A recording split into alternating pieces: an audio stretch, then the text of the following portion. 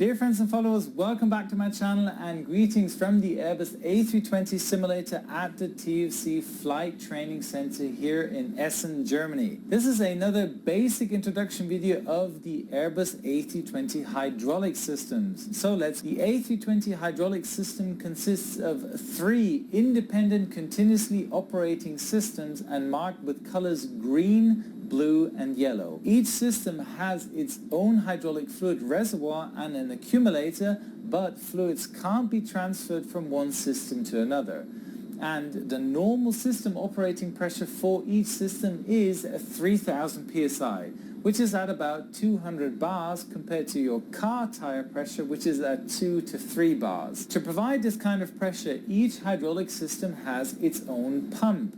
The green and the yellow system have their own engine-driven pump, plus the yellow system has an electrical-driven backup pump. The blue system only has an electrical-driven pump for normal operation and for emergency cases, a secondary pump driven by a ram air turbine. I'll get back to that later. All the pumps can be selected on or auto or intentionally off with the respective hydraulic push buttons on the overhead panel. So in normal operating configuration, there are no lights illuminated on the hydraulic panel. So if all systems are operating normal, the ECAM hydraulic page would look like this. At the bottom you have the reservoir level and the fire shut-off valve. A green inline indicates that the associated push button switch for the pump is on and hydraulic pressure is normal. An amber cross line would indicate blue elec pump is off. An amber low indicates the pump is on but the hydraulic pressure is low. And if there were to be a failure, the ECAM hydraulic page would automatically be displayed with any hydraulic system fault or by pressing the hydraulic push button switch on the ECAM control panel. Now let's look at some important components for which each hydraulic system is responsible for. For example, the green hydraulic system takes care of the landing gear retraction, moves the slats and the flaps, opens the reverser doors of engine 1, provides pressure for the normal braking system and much more. The blue system drives the slats and most of the flight controls, and besides that, in case of a total electrical power loss, the ram air turbine deploys, pressuring the hydraulic system and driving an emergency generator for electricity. The yellow system drives the flaps, provides pressure for the alternate braking system and reverser doors of engine 2. But most importantly, all 3 systems provide pressure for the flight control actuators, the rudder, the stabilizer and elevators, slats, flaps and ailerons, meaning if one system would totally fail, there are 2 more hydraulic systems for backup, making the system very reliable and redundant.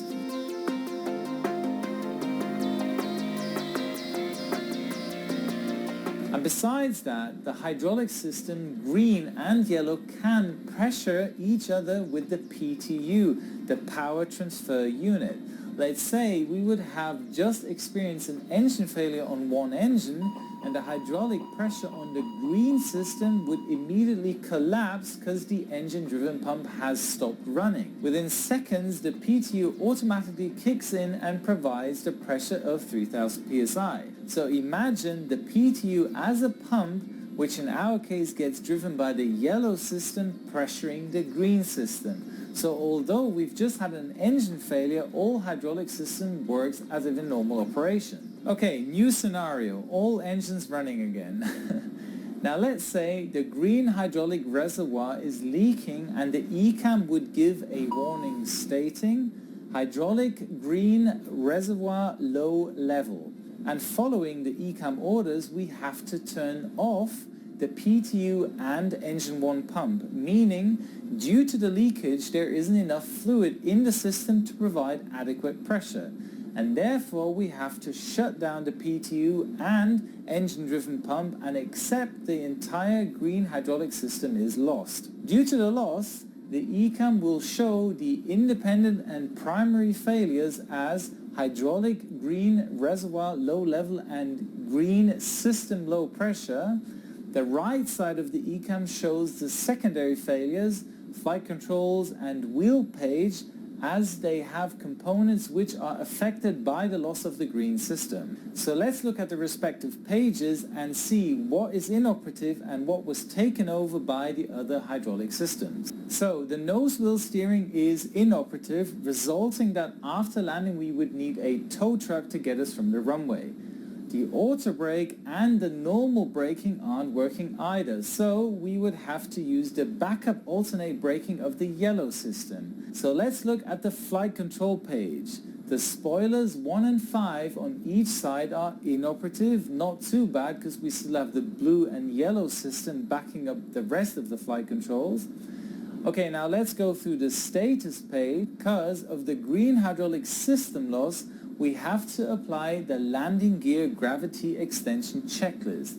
And once the gear is out, it won't be retractable again in case of a go-around as mentioned in the inoperative system. Second, we have to apply the landing distance procedure calculations due to the fact that the parts of the spoilers won't deploy on touchdown, the reverser 1 won't open, and the auto and normal braking system is also inoperative. After reading and understanding the failures from the status page, you call out ECAM actions completed and get out the respective checklist for upcoming procedures. But as you can see, any hydraulic system loss comes with a few setbacks, but the other systems will ensure the necessary redundancy. I hope you enjoyed this basic introduction video of the A320 hydraulic system. Perform a touch and go at my Instagram account. The link is in the description below. Hit the subscribe button for further upcoming videos so you don't miss them out. Thanks for the big support by TFC providing me with this great flight simulator.